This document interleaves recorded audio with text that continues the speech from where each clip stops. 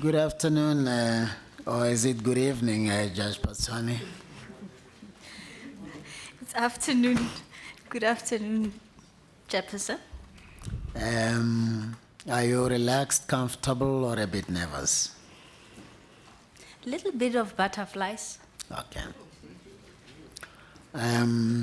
Just in your own words, tell us why you believe you are ready for this position. In your own words.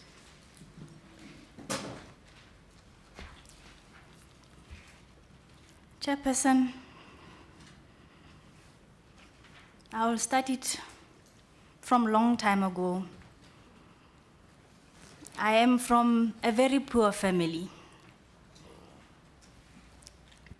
But I did not let my poverty dictate what I become in life. There was a time when my mother was a domestic worker. There was a time when my mother and I attended the same school. My mother is 67 years of age. She retired in 2012. In 1988, and even a year or 2 years before that, the adults were allowed in mainstream schools. I attended the same school with my mother. I attended the same university with my mother. I started showing leadership qualities at that very young age of 16 years old. I did well at my school at 16 years. I remember in that year, my principal at school saw the qualities in me and asked me to address the matriculants of that year in their farewell function. That shows my commitment. That shows my hard work. Chairperson, I took position 1 in that class, standard 8, grade 10 in today's terms. I went into the next level of my study, standard 9, grade 11. I took position 1. I went into matric. I took C symbol. It was very difficult at that age, or at that stage, Chairperson, to get for one to obtain a C symbol. I came the only pupil in that school that obtained a C symbol. That shows that I'm committed to working very hard. And I went to the university of the North. Chairperson, I got distinctions right through. I studied very hard. I obtained merit awards and prizes for being the best in a class. I obtained my degree cum laude in private law when I was at the University of the North. It didn't stop there. I continued to the University of the Free State. I still performed very well at the University of the Free State. And I went into practice, Chairperson. But before I went into practice, I started at the Supreme Court of Appeal under Justice Olivier. Justice Olivier saw the qualities that were in me. I was spontaneous when he gave me work to do research for him. I did that excellently.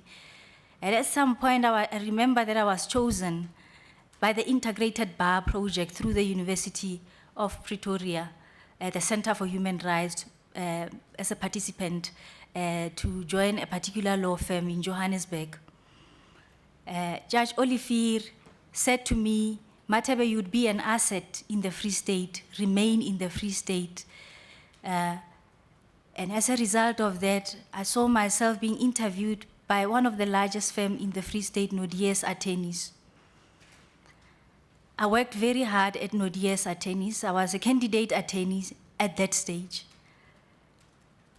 Not long, I was appointed as a professional assistant in that firm. And not long thereafter, the firm saw the jewel in me. They appointed me as a director. I headed the Labor Law Department, Industrial Relations of Nodiers Attorneys. In 2002, I spearheaded a move to Phatshoane Attorneys Chairperson. I was a founder member of the Phatshoane group of associated firms. Perhaps maybe let me start off by putting it this way, Phatshoane Incorporated, because we had associated firms later. We started that firm, myself and two of my other colleagues. The reason why we started that firm, we wanted a firm that's truly transformed, BEE compliant, that will be able to plow back into the community, to train other lawyers, and contribute in our economy, a law firm that would be efficient in terms of its service delivery, a law firm that will be able to deliver quality service to its client. And we did exactly that. We were successful as a law firm, Phatshoane Incorporated. But it didn't stop us from there. We started expanding even more. We had an association of legal firms associated to our course, Phatshoane Incorporated, and it became a Phatshoane a group of associated firms. It was the first for South Africa to have such an association of group of attorneys together from 8, at least when I left practice, we were visible in 8 provinces in the country. The association had about 215 professionals, about 800 employees. The member firms were 23 in numbers. Chairperson, I was the face of that group. I was the chairperson of that group. I led that group. I made that firm to be a successful firm. That firm, it is, as we speak, a very successful firm. I left a legacy behind, Chairperson. And I understand at the moment, at least more than 50% of directors and shareholders in that firm are black people. When I delivered my address in 2010, just before I joined the bench, if you will indulge me, Chairperson, there's some few pointers that I would like to show in my chairman report, or to say, just to quote what I had said back then. This year has seen the group develop its strategic relationships with important service providers and financial institutions, expand on group initiative launched during 2008, replicate the exemplary BEE verification results of our firm, continues to expand its national presence and brand, and create awareness of the group as the largest national association of law firms in South Africa. That was my overview as the chairman of the group, delivering this speech at our annual event. And I went on to say, I'm just quoting excerpts here and there, that although group staff appointments and particularly professional appointments have shrunk in comparison in the previous year, a consequence of the conservative approach by firms to the negative economy at that stage, 37 black staff appointments during 2009 remain indicative of the continued commitment of the group towards employment equity practices and black economic empowerment. Chairperson, we also had the Phatshoane, we had just established the Phatshoane Foundation. The reason behind that was to assist the underprivileged. And when I addressed the group during that year, this is what I said about the foundation, that Phatshoane Foundation, emerging in its role as a non-profit organization, evinces the group's commitment to socio-economic development initiative and is a priority for further investment by group. The foundation is an appropriate vehicle to leverage value from the group network and BEE consultancies and establish a national presence as a contributor and donor to charitable institutions and socio-economic development beneficiaries. The firm had various partners in business. Chairperson, the firm also trained its staff commitment towards comprehensive training and skills development solution remains an important goal with the annual development of workplace skills plan and reclaiming of the grants from the CETA and reinvesting thereof in group training courses and programs, a key component of the group skills development strategy. Training courses and programs are delivered through the group's distance education training facility and the training portal. We had a training portal where we could train our staff. We also had the knowledge center where we could share information. The Knowledge Center in that year handled about 1,800 queries. There were newsletters that were distributed in that year by our Knowledge Center, the articles that were produced by our Knowledge Center. We had 51 honor medals that were awarded to students that performed well at the universities and acquired their degrees cum laude. For instance, that was at the University of the Northwest, Nelson Mandela, Rhodes University, University of the Free State, University of Johannesburg, Stellenbosch, and University of KwaZulu-Natal. Chairperson, this is what I'm saying. I left the legacy behind. The reason that I came to the bench, my judge president, former judge president, was looking for a judge, a female black judge, to come and join the bench, and approached Judge Molemela in the Free State, who knew me very well because at some stage we practiced together in the Free State. And Judge Molemela said to me that I know that you can contribute immensely in the judiciary. Would you kindly give me your CV so that I could forward your CV to the Judge President of the Northern Cape? Chairperson, I had to think long and hard about this on my own. At some point, I sort of prevaricated, but eventually I decided that I will join the bench because for me, it was not about being powerful or about the money. I took a knock on my salary, I took a dive on my salary, but I joined the bench. For me, it was about saving the people of South Africa. Chairperson, all that I had said so far clearly goes on to show that this is a leader that is very committed, that is very disciplined, that is hardworking, that is very brave. There was one of the colleagues who said to me when I said that I was leaving practice to join the bench, that said to me that I was, if I have to use his word, that I was very gutsy. You have before you a bold leader that's able to take a stand. Chairperson, I have acted in the Northern Cape as a JP. In June this year, I have acted in the Northern Cape as the Deputy Judge President. I am still acting as a Deputy Judge President. But before I deal with the Northern Cape, I also need to highlight certain of my background. I was at the CCMA at some point from 1999 to 2006 as a commissioner. The Commission for CCMA is the Commission for Conciliation, Mediation, and Arbitration.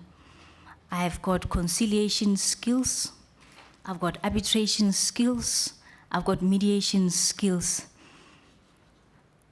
It was not only at the CCMA, but I also served in other various bargaining councils in the public sector. I served in the Public Health and Welfare Sectoral Bargaining Council. I served in the Education Labor Relations Council. I served in the South African Local Government Bargaining Council, doing conciliation, mediation, and arbitration. That skill is also important if one has to assume the office of a deputy judge president or a judge president. Because there would always be here and there conflict in an organization. You use your mediation skills, you use your conciliation skills to resolve conflict in the organization. I have been a lecturer at the University of the Free State. I lectured to candidate attorneys. I lectured to those that had enrolled for a diploma and advanced certificate in labor law. The reason why, and this was during the very same time when I was an attorney. By this, I just want to show the commissioners and chairperson that I am very versatile. Apart from my hard work, I'm very versatile. I'm able to multitask at one time. That you need in your leader. Those are the qualities of your leader. I went out there, chairperson, I lectured to the student, and one of the reasons, apart from my versatility, why I lectured to the student, I wanted to show them that a young black female attorney can do it, that the future belongs to those who believe in the beauty of their dreams. I wanted to show them that, chairperson.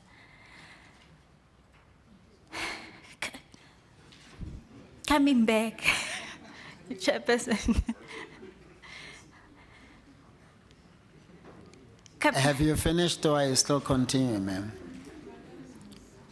Are you still proceeding or? I wanted to say something on my duties on the bench, but I can leave it for later if the commissioners are of the view that I have said enough, because I wanted to demonstrate what I have done. We are not saying anything. We're leaving it up to you to tell us whether you're still proceeding or whether that's where you would prefer to stop for now. Mindful of the fact that you said you had butterflies, so that's it. So do you still want to proceed, or is that where you stop? As you carry on, chairperson, you become more and more relaxed.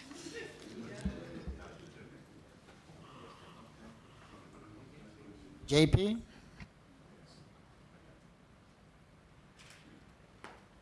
Thank you, Chief Justice. Have you said enough that you wanted to say before I put any question to you? You are free to proceed. Maybe that can cut many questions. Okay. There is one chair, JP.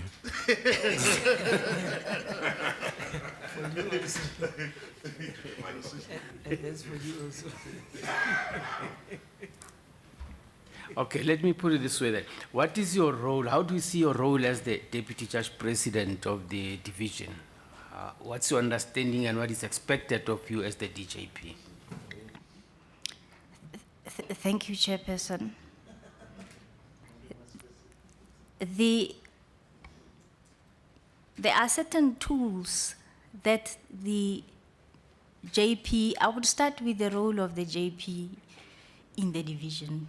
There are certain tools of trade that the JP should have handy with.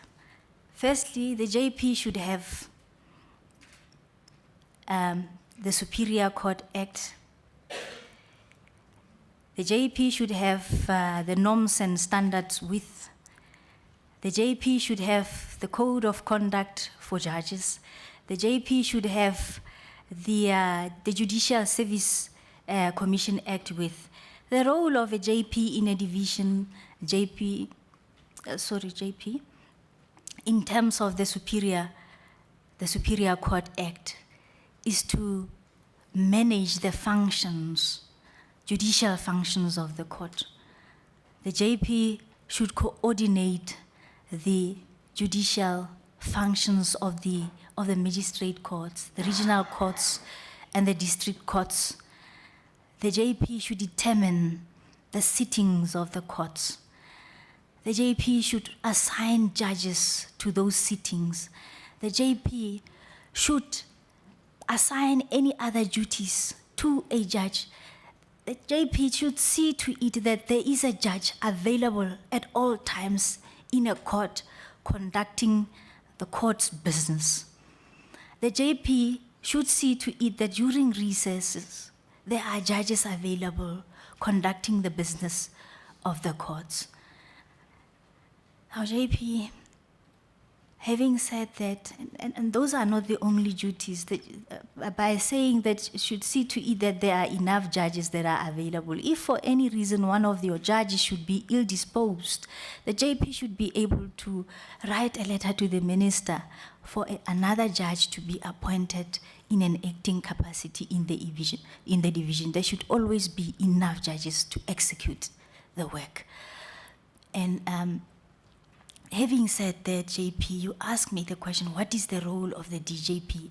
I see the role of the DJP as a supportive role, supporting the JP in carrying out these duties, including his constitutional mandate.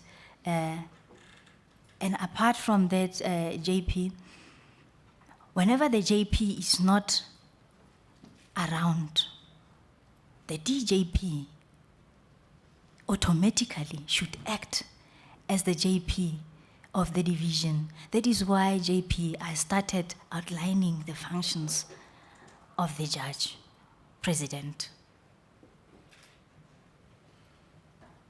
Thank you, JP. Thank you. For consistency, the Society for Teachers of Law have mentioned in the report that you would need to elaborate on the role that you've played for transformation of the profession. Do you have anything to add from what you've already told us? I believe that I had said a mouthful in terms of Phatshoane group, in terms of empowerment of the attorneys. But perhaps maybe, if I recall what the question was, they wanted to know if I had, what kind of candidate attorneys, if I may, Chairperson, I think I thought you said a mouthful. Maybe you should focus more on helping us understand why you're suitably qualified for the position of Deputy Judge President. How do you intend to assist the Judge President? What are the challenges? How can you, moving from your court, help transform other divisions or other courts where transformation is still required? Maybe you could do that. What, as a woman, do you think could be done to contribute meaningfully to pushing women to other senior positions and leadership positions? Maybe you would do well in that space. I'm just thinking aloud. Thank you, Chairperson. I am very passionate when it comes to mentoring the judges. I've mentored several judges in my division. Because if you mentor a judge, you can see them stretch and grow. I must also say that I had also played a part in mentoring Judge Pakati. There are also other junior judges in the division that I am mentoring as we speak. I had informed them, JP, I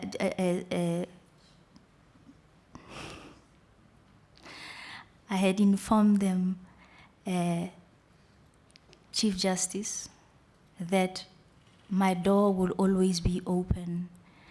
I want to unleash their potential because I can see that there's a future for them. I've assisted many judges, JP, so that at the end we are able to appoint more judges who can do their job and do their job or their duty effectively. JP. Sorry, Chief Justice. And it's not only that, CJ, Chief Justice. I have participated in empowering the young girls. I have, in this year, we had take a girl child to work. I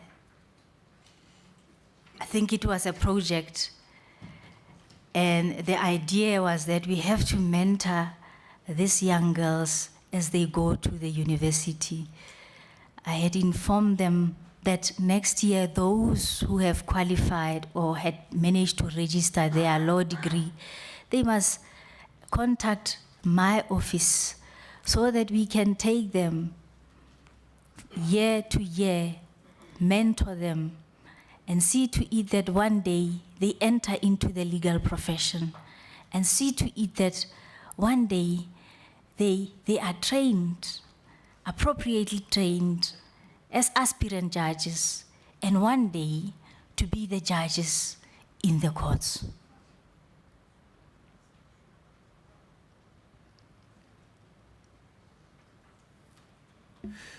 Do you think you will get the support of your colleagues on the bench if you were to be appointed to this position and the general staff at the High Court Northern Cape?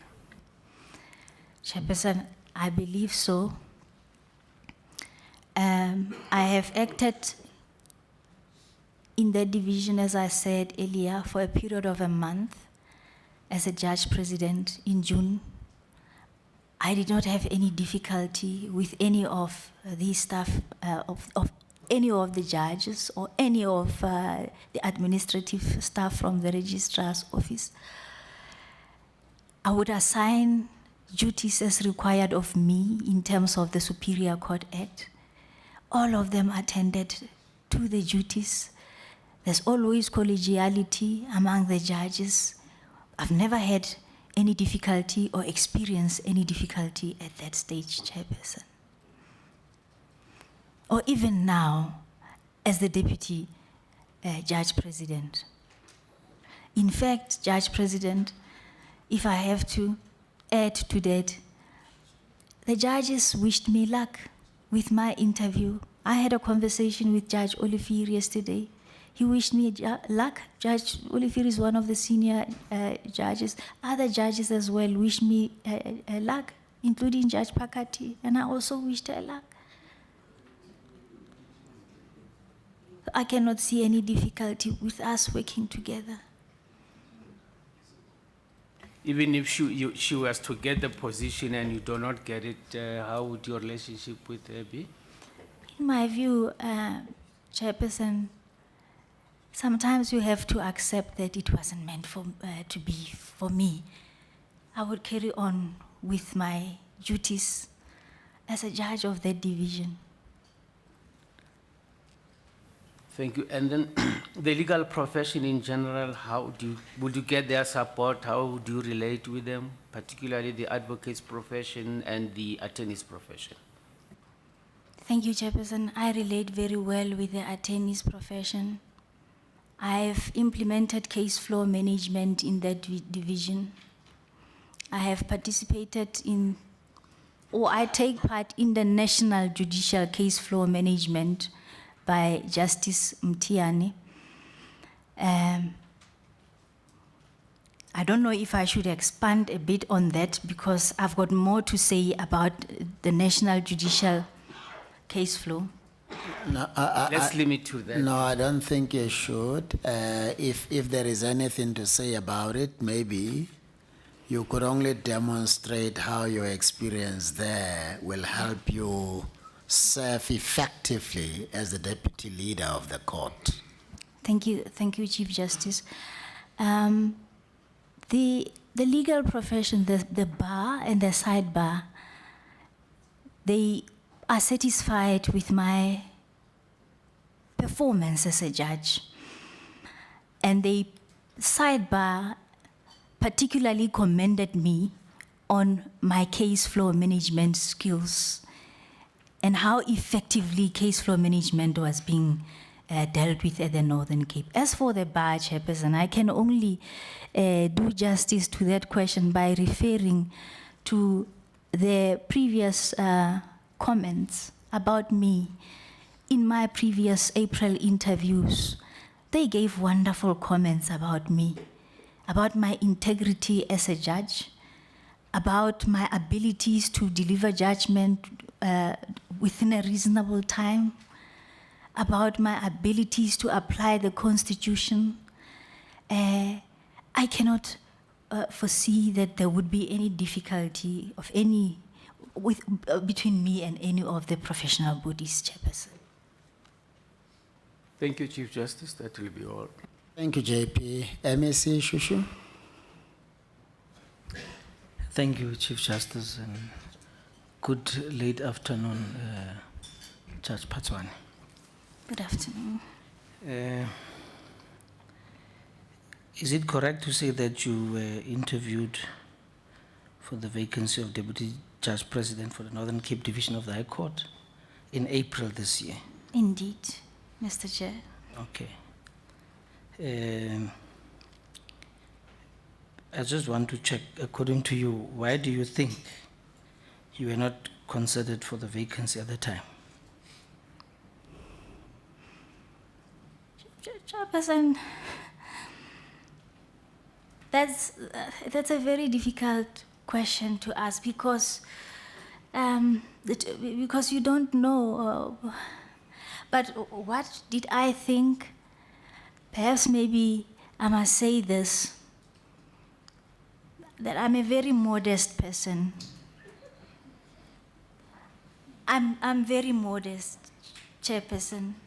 I usually hesitate to tell the people of my achievements. As a result, I am thinking to myself, in fact, I thought to myself that I may not have said a lot to my Chief Justice. That there's certain information that I should have laid bare before my Chief Justice. But they say achievers never speak of their achievements. Their achievement speaks for them, and that's me. And I cannot forgive myself for that. So that is the... No, thank you very much for that. That is probably the reason why you have decided today you will speak for yourself in relation to your achievements. Thank you very much for that. I'm sure we agree that academic excellence does not necessarily translate into good leadership skills. What would you say is a combination of traits that make you stand out amongst your peers as a good leader? What are those qualities that you think you possess that you contend make you a good leader? A good leader should be disciplined, self-discipline. A good leader should be brave. A good leader should be committed. A good leader should be able to work under pressure. Chief Justice, I have to say this.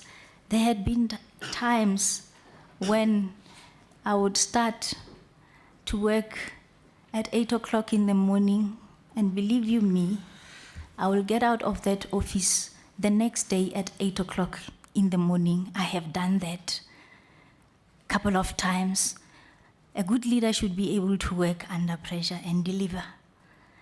A good leader should be versatile. A good leader should be democratic in approach, should follow a consultative problems in resolving conflicts. A good leader should be tenacious. A good leader should be humble, should have ubuntu and show respect. A good leader should be able to stand firm against anything that the good leader is of the belief that it's not right. In a nutshell, I would say those are the qualities of a good leader, and I would also say I possess all those qualities. Thank you, Chief Justice. Just follow up. How do you, if appointed into those positions, how do you think conflict management must be addressed in that division of the Northern Cape High Court? How should it How be? should conflict amongst colleagues be managed? Chairperson, earlier on I had said that I do have mediation skills, conciliation skills. You use your conciliation skills, you use your mediation skills to resolve conflict. You consult with your employees to find out what the issues were, how those issues can be resolved without escalating them. You give time for improvement, in particular, depending on the type of conflict that there might be, to assess the situation. But I believe that the conflict can be managed that way, through engaging in discussions and seeing to it that issues are resolved. I think the MEC was asking, considering the fact that reports of conflicts were made to this body about the Northern Cape, how, if appointed, would you employ your skills to resolve or help resolve conflicts relating to Judge Williams, Judge Pakati, or any other judge affected by or allegedly involved in the conflict? Not in general terms, this is what it can do, this, but exactly how you would use your skills to resolve challenges that you are believed or known to have as a division now. Chairperson, I must say, perhaps maybe it will be better if that is unpacked. The challenges that the division is having.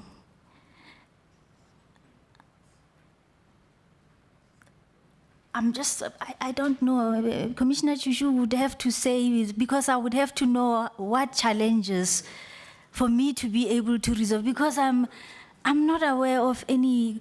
No, then it means there are no challenges. Commissioner, please proceed. Okay, no, granted, Chair, thanks. The last question. You probably have identified some challenges in your working environment, whether it's in the courts or so.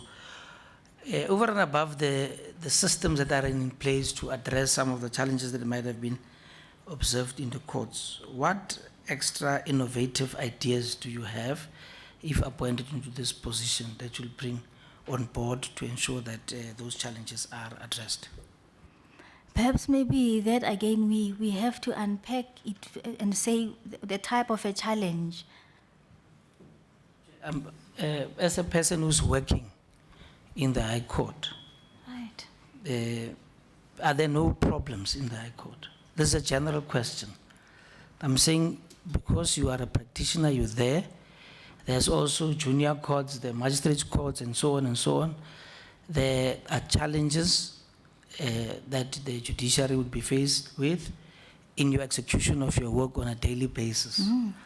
What innovative ideas do you have over and above the mechanisms that are already in place? Like you have got your case flow committees and all of those things, and so I'm just making that as an example. What other methods do you think can assist in alleviating some of the challenges that might be prevalent there in your environment? Thank you, Commissioner Shushu. When I assumed the office of the JP, in those few days into the office, what I did is I had a meeting with the sidebar. I had a meeting with the bar. I had the meeting with legal aid. I had meeting with the magistracy. And the reason why I called on those meetings was that let me hear what were the challenges, because Commissioner, I had not been in the Northern Cape for more than a year at that stage. I was acting at the Labour Appeal Court.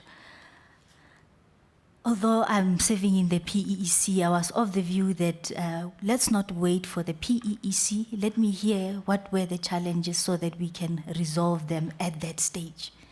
I sat with them, and most of the issues discussed, most of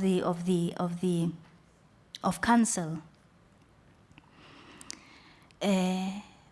were of the view that they did not have challenges. The challenges that were reported were the lack of, or rather, the moratorium that had been placed on appointments. For instance, the office of the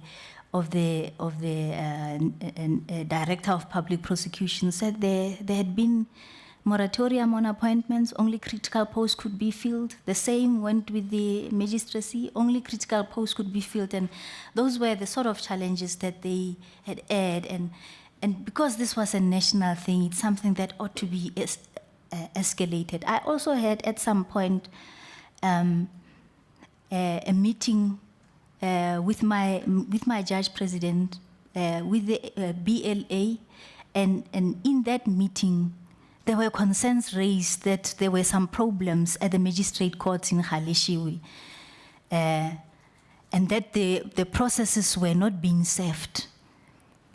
I went to see the chief magistrate. I went to Galeshewe Magistrate Court to find out how we can assist. And I do have a response from the chief magistrate that problem of the court, of the problems that were reported about the court hours not being properly honored in Galeshewe had been sorted out. The same applies with the service of process. There was no sheriff that had been appointed, but the sheriff was appointed, I think it was in the beginning of September, and processes are being served. Thank you, Chief Justice. Thank you, MEC. Judge President Lope. Thank you, Chief Justice. I have one question for you.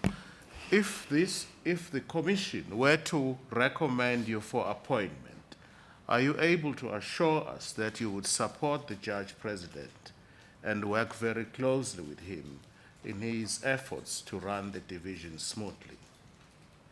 Absolutely, Chairperson. Absolutely, Chairperson. Now, related to that, there are two of you who have applied for the same position, working on the assumption that you were to be recommended by the commission.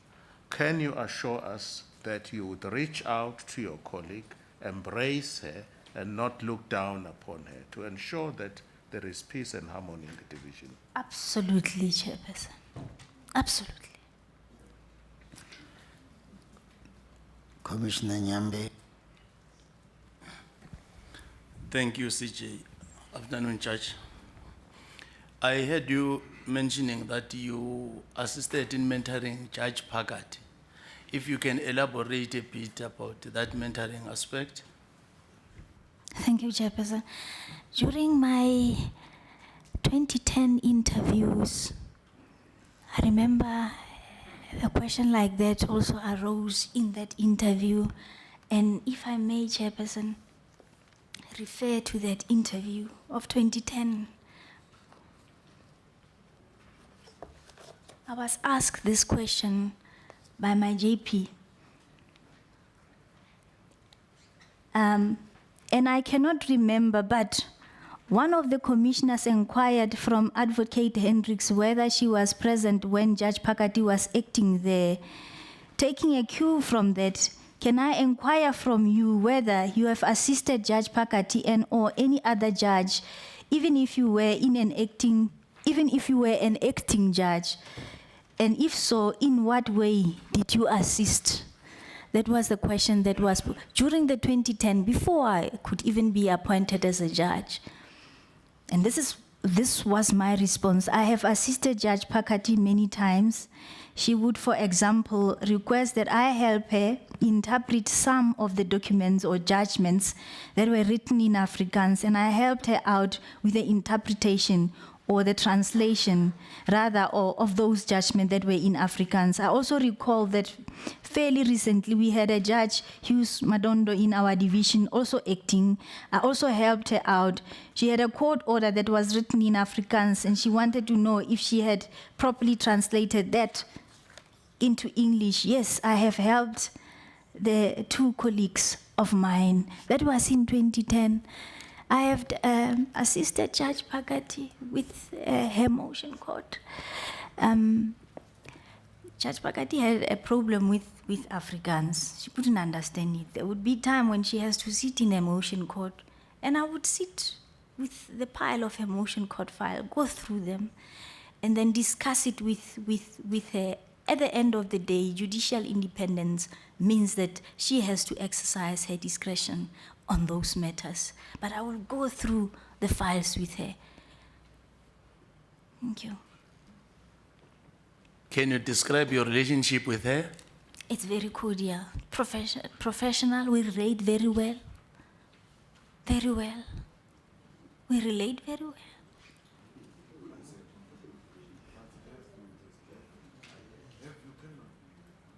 If somebody, if We relate very well. I cannot think otherwise. We relate well. I've never had an indication from Judge Pakati that there was anything wrong between the two of us. She sent me a message this afternoon, as I had said, to say good luck with your interview. I wished her well as well, to say good luck with your interview. We've been sitting in that room chatting. She's my sister and a friend. We've been calling each other that.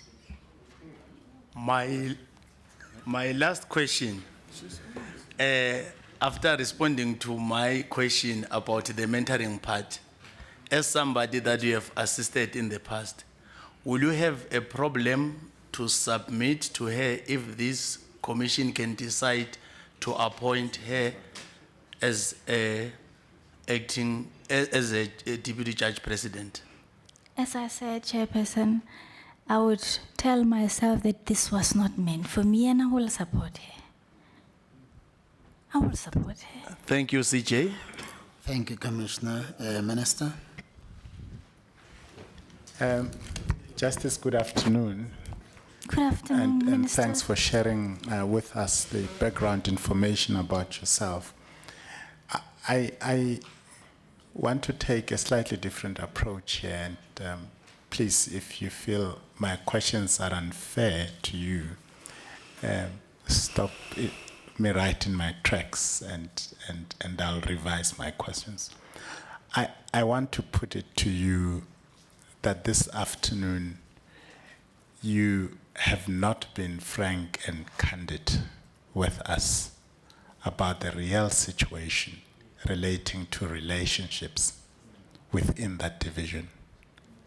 I'm putting that to you, and I'm giving you an opportunity to see if you cannot make some adjustments to the version that you gave us of what the truly prevailing situation in the division relating to interpersonal relationships are concerned, especially between yourself, Justice Pakade, the outgoing judge president, and what's the other judge's name?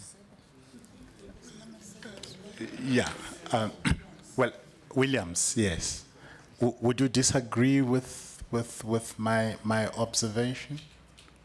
That Or would you insist that unless I give specifics about my assertion, you wouldn't want to agree with me?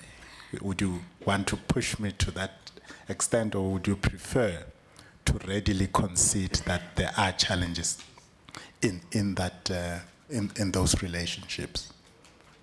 Chairperson, to be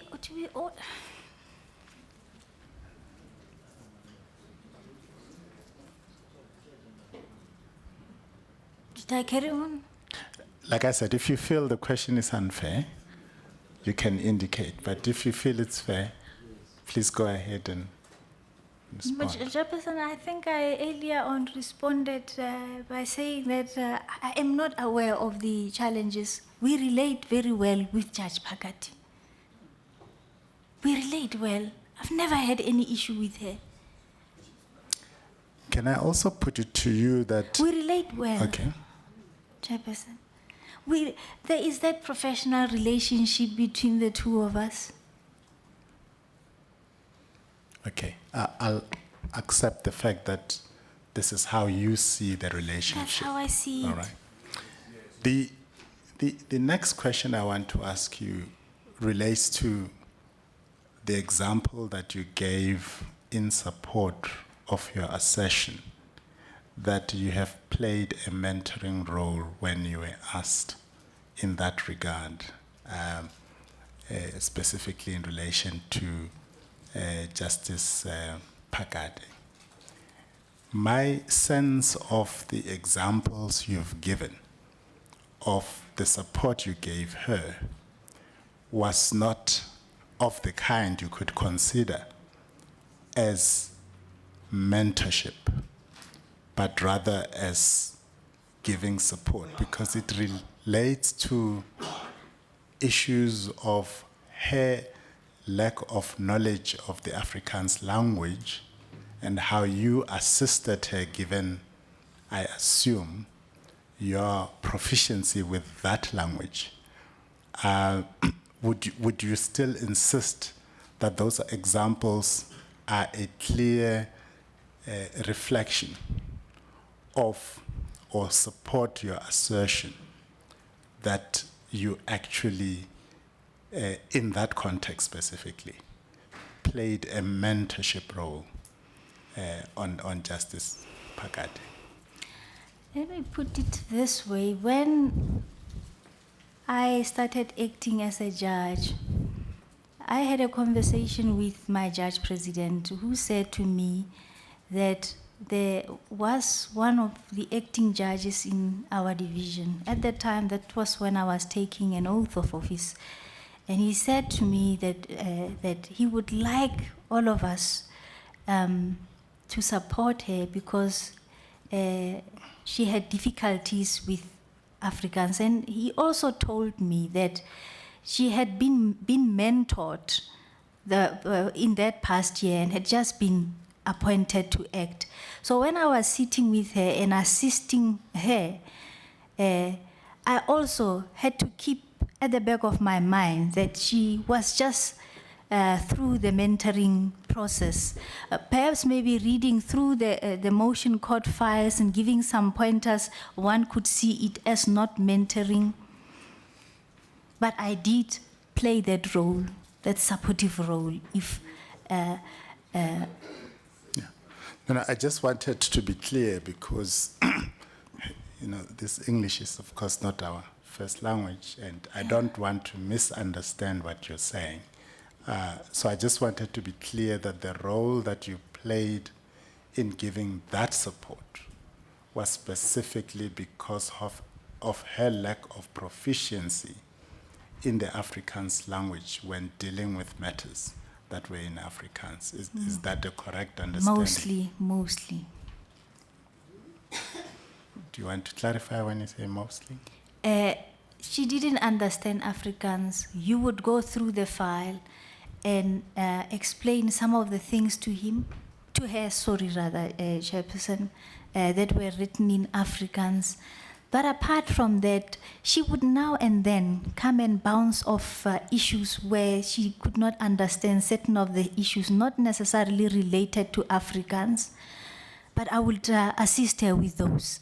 She would come and ask, how is my approach on certain other aspects? She would come, and I would assist her with that, not necessarily relating to Afrikaans. The Bounce of judges now and then bounce off issues with each other. How has your experience working with Judge Pakati, sorry. My apologies. Been when it comes to the sharing of responsibilities, general administration, management of the court's affairs on a day-to-day basis? Chairperson, the sharing of management responsibilities. Administrative, maybe not so much judicial functions, you know. Mostly, Has there been any such instances or not? Chairperson, the JP of a division would ordinarily assign certain duties to the judges. In my division, the judge president had assigned me a case flow management. Judge Pakati was assigned, she was a liaison judge rather for the magistrate courts, because the JP should also coordinate the functions of the magistrate court. She was coordinating those functions of the regional. She was a liaison judge for purposes of that function that was assigned to the JP to coordinate the functions of the regional court. Those were our responsibilities. She did that. I did case flow management. I don't know whether that answers your question. Mr. And is Commissioner. case flow management the only such function that you were assigned, or were there other functions that the judge president assigned to you specifically? That was case flow management, and at times, as a case flow managing judge, by virtue of that duty, obligation, you would have to attend the PEC, because the PE is the Provincial Enhancement Efficiency Committee. It's about case flow. As a result, I would have to attend those provincial enhancement efficiency, because I had to give a report on the court performance, the court statistics. I attended that as well. And yes, I was also the chairperson of the library committee. I see. Thank you, Chief Justice. Thank you, Minister. Commissioner Faure. Good afternoon, Judge. Good afternoon, Commissioner. It's almost evening. In your April interview, which was a couple of months ago, the Chief Justice asked you the following, and I quote, "As part of your preparation for this interview, as a person who knows that she will be part of the leadership that will play an oversight role in the performance of the magistrate court, what specific problems have you identified, and how do you think the magistracy or the leadership of the magistracy could be helped to perform better than they are doing already?" Close quote. Your answer, and I quote, was, "I have not thought that through, Chief Justice, from the magistracy's perspective." Close quote. I'm sure that you've, since the April interview, thought that through. I've heard you earlier responding to a question by saying when you were acting, you met with the magistracy and you even went to visit a magistrate's court, if I'm not mistaken. So can I ask you that question now then today? What specific problems have you identified, and how do you think the magistracy could be helped to perform better?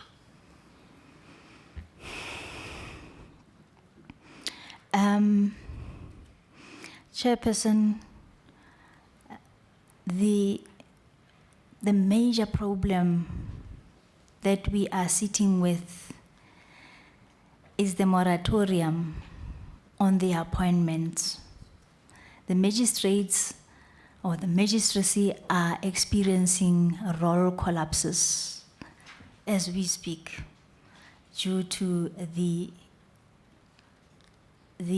moratorium that has been placed on appointments. I discussed this with the chief magistrate at some point when he attended to my chambers. And I have escalated this, so we had escalated this to the PEC. It is a real problem because it's not only affecting the magistracy, but it also affects other legal organizations such as the Prosecuting Authority, the Legal Aid South Africa, and so on. We placed it before the PEC agenda and in an attempt to resolve that issue. But it seems to me that it's a national issue. We then ask that, I do not know if it was tabled at the next, at the NEEC, that is the National Enhancement Efficiency Committee. Efficiency Committee, Chief Justice, my apologies. It has to be resolved as speedily as possible. Apart from that, problems that I had highlighted, the non-service of papers at the magistrate court, and if I may, with your indulgence, Chairperson. Sorry, may I just finish Right.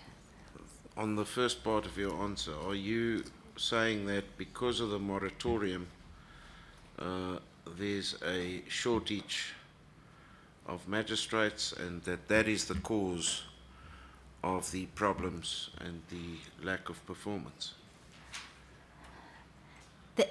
Not really. That can never be the only problems, because in some of the instances, the chief magistrate would report problems of the sick leave. That was also reported by Legal Aid, that they are experiencing many sick leaves, which would result in other instances in role collapses. That is not only that cannot be the only, and also sometimes what would happen, you would find that some of our courts crowd out other courts. There would be a court that is set down. I remember that at some point, as I was acting as the JP in Springbok, there was a time when the High Court, the District Court, and the regional courts were supposed to sit all at once, with the result that other courts are being crowded out. That's not the only problem. Crowding out would be a problem at this point in time. Again, due to the to financial constraints, mobile courts cannot be erected in those areas. That may also result in role collapses. But at that stage, somehow, I liaised with the Director of Public Prosecutions to find out exactly why the three courts had to sit at the same time, because it's not supposed to be that way. We have to share in resources and avoid situations of role collapses. That problem was sorted out, as I understand. Somehow they managed to make a way in which all the three courts could sit at once. So there are problems, Chairperson, that we would attend to as and when the need arise. Now, if I may just then get back to the question, what do you think, as should you be appointed as Deputy Judge President, that you can do to help to better perform the magistrates' courts? You've quoted a few examples, but what would your approach be to the whole problem?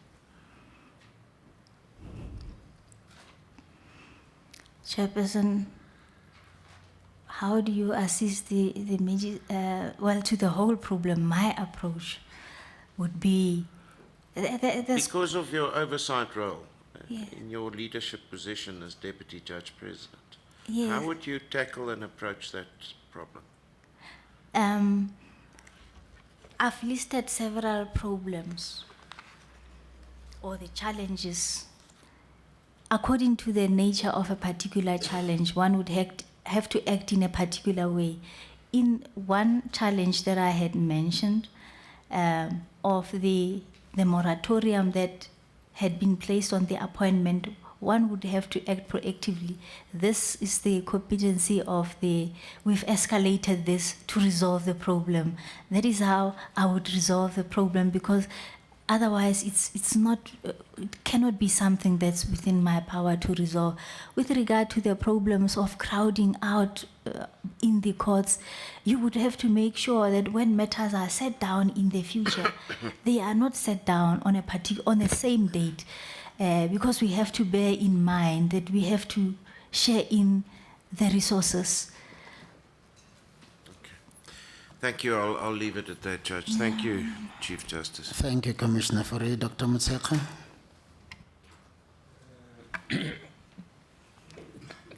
Justice, good afternoon. Good afternoon, Chairperson. You know, the South African judiciary is held in high esteem Indeed. at home and on the continent internationally because of the quality of judgments that it hands down. Now, I guess even if you get into the taxis, the trains, ordinary people would speak highly about the judgments that comes out of the courts. I thought that in your flowery explanation of your distinctions, you would also tell us something about one or two groundbreaking judgments that you handed down, because at the end of the day, we're interested in the quality of justice, not just the administration of offices in their backyards where we are not able to reach. Can you tell us about one or two, why you think you would contribute to the image, improvement of the image of the judiciary because of the quality of justice that you would? Thank you, Chairperson. Before I refer to, perhaps I've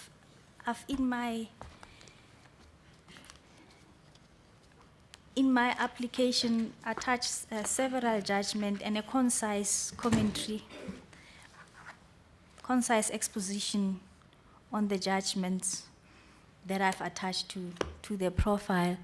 But before I say anything on that aspect, I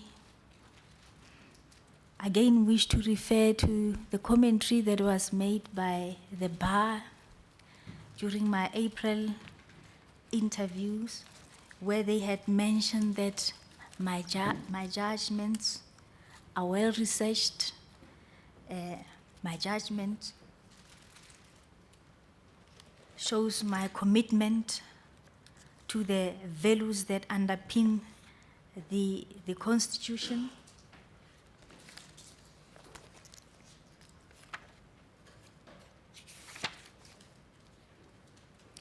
They went on to say that her judgments are clearly well researched.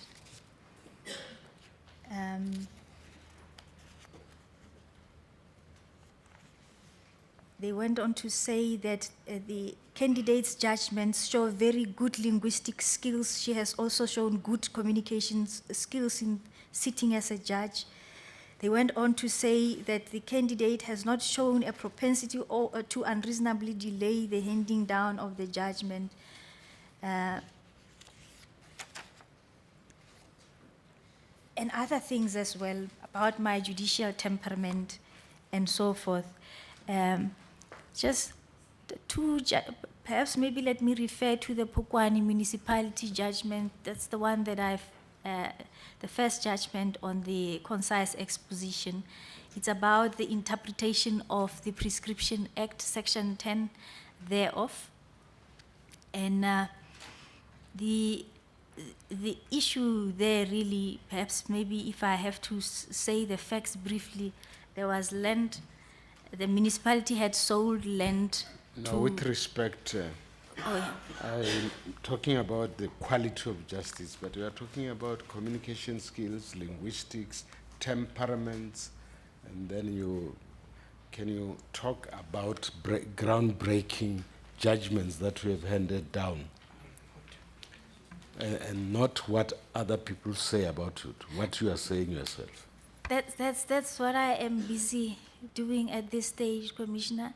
I'm referring to this judgment, where the judgment that dealt with the interpretation of Section 10, whether a debt, a reversionary right was a debt in terms of Section 10 of the Prescription Act. I think it's a very important judgment. It involved a land that was sold by the municipality, 200 hectares of land that was sold by a municipality for 200 rand back in the 1999.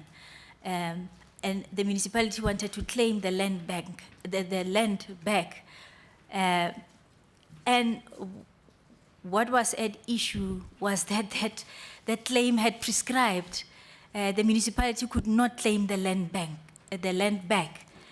And I found in that judgment that because this reversionary right included the sale of land by the municipality, Section 2 of the Land Alienation Act would have to be applied. And in terms of Section 2, there must have been an offer and acceptance of the offer to complete the course of action. And in that matter, I then found that claim could not have prescribed, and went on to say that even if that claim, one could say that the claim or argue prescription, Section 11B of the Prescription Act says that a state land would prescribe after 15 years, and I had found through the interpretation and reference to case law that a municipality would constitute a state for the purposes of that section, and therefore the claim would prescribe after 15 years. I believe that was a groundbreaking decision, sort of. You don't know whether your judgments are groundbreaking. Other people would have to say. Again, maybe it's a question of achievers not being able to say much about their achievements. The other judgment... One more, Doctor. Okay. He is happy. Let me just put one or two questions to you. One of the problems that trouble the judiciary is the overcrowding of prisons. Because that overcrowding does not allow rehabilitation to take place and actually breeds recidivism quite often. When I visited the two prisons in Kimberley, those days when I used to, I realized that both of them are ideal facilities for rehabilitation. I was impressed beyond description. The competence of the correctional officers there, and my private interaction with the inmates about their own experience, how they were being trained and so on, the bakery there, just the state-of-the-art facility, but even the old prison. I was impressed. Those with children, they are able to raise their children. There are facilities there. Those two prisons are so well run. Now, as somebody aspiring towards a leadership position who has even acted as judge president and deputy judge president, and on the assumption that, as required, you have visited those facilities, what would you suggest should be done based on the good work that is being done there? I hope it is still being done, to impact other prisons so that at least there is some room, some possibility created for those we send to prison to be properly rehabilitated for a more meaningful, what is the word now? Yeah, reintegration into society. But on the assumption that you visited the prisons and applied your mind to the problem. Chairperson, I have not visited the prisons, but in our PEEC, we do have Commissioner Moodley that would give some report to us on the crowding or on the prisons that are overcrowded. Yes, no, that's enough for me. Now, I'm sorry to interrupt. I've got the answer. But here is my next question. If appointed to the position of Deputy Judge President, what is it you would suggest to the magistrates and maybe even the prosecutors and the police to do under the auspices of the Provincial Efficiency Enhancement Committee to lessen the number of people who get taken to prison in circumstances where this could have been avoided? Those who can't afford bail, you will still give fixed bail, knowing that they can't afford bail. And the number of some of the arrests that take place. What suggestions do you have as a leader concerned? What is it that you think needs to be done to alleviate prison overpopulation in the Northern Cape and elsewhere, to the extent that especially the magistracy has a role to play here? Chairperson, I would say that the police would effect arrest. I believe that what one would have to do, the commissioner that's representing the police in the PEEC would have to have a meeting at the provincial level, possibly with all the clusters of the police in that area, advise them, and not only coming to think of it, not only the police, the MPA would also have to be involved, because, and the legal aid possibly involved, because it's all about the interpretation of the law, interpretation of, I think it's, I stand to be corrected, I think it's the Criminal Procedure Act that deals with the manner of effecting arrest and so forth, that a police officer must satisfy himself or herself before effecting arrest, if those could be brought to the attention of the police. In other words, through training them on those aspects of the law, they would know not to effect arrests in situations which are not necessary, Chairperson. Okay. As Deputy Judge, Acting Judge, Deputy Judge President, I assume you're aware more than all other judges of reserved judgments in the division. And you would be aware that I insist on receiving reports, and I receive them regularly. And the reports I have in relation to the Northern Cape is that there are 6 reserved judgments. 5 of them have been reserved for 10 months and 1 11 months. Are you aware of that? Chairperson, I am aware of that, and I am aware that my JP is working on that. Do you know why I do not have any of them in the list of those referred to the Judicial Conduct Committee? Chairperson, I would not know. As DJP, acting DJP. I do not have that information, Chairperson. Okay. Has there been, were you involved in talking to the judges involved to say, what are you doing? How long are you going to, how much longer is it going to take to finalize this judgment? The public is waiting.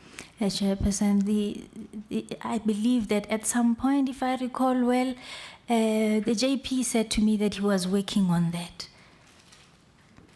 in preparation for this interview, did you not take interest in knowing about some of these critical challenges, and so that you can even suggest how in the future they could be avoided?